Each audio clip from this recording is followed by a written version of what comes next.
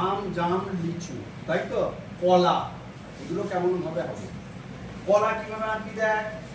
ধর এইভাবে আমরা প্রথমে একটা বাঁকা দাড়ি করলাম, ঠিক তার সঙ্গে সঙ্গে গায়ে এই একটা করলাম, এটা মনে মনে সমান এই দিক থেকে এসে এইরকম। কলা এইরকম হয় না? দেখতে হবে এখানে একটা দাঁড়িয়ে দিবি। এবার এই জায়গাটাকে যদি পরিষ্কার করিস, দেখ একদম পুরো কলার মতো হয়ে গেছে, হয়েছে না? এবার এটা বোর্ডে একটা শুধু স্কেচ করা আছে, রং করে একটু অন্যরকম হবে, ঠিক আছে না?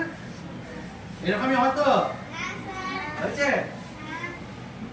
কলা ছাড়াতে গেলে একটু এইরকম হয়ে যায়, হেলে যায়, হ্যাঁ, বোটাটা একটু গোল টাইপের হয়, ঠিক আছে না? এরপর হচ্ছে কলা। আম, আম কেমন ভাবে হবে?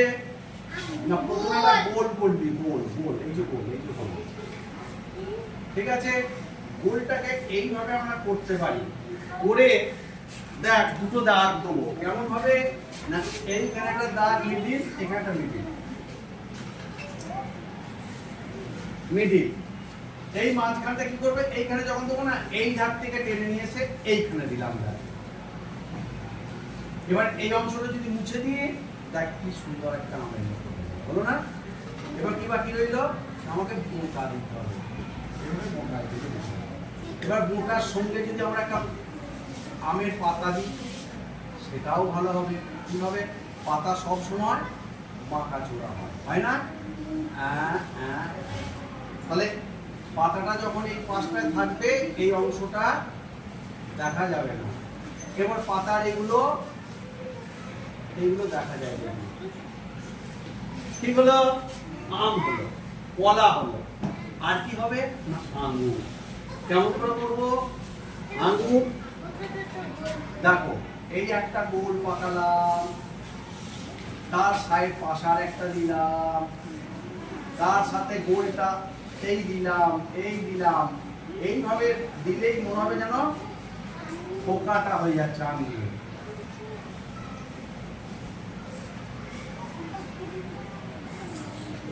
এবারে এই দিক থেকে পোকা যদি মোট দিয়ে দিই, আবার আঙুরের পাতা যদি দিই, আঙুরের পাতাগুলো আবার এইরকম হয়, জানিস তো?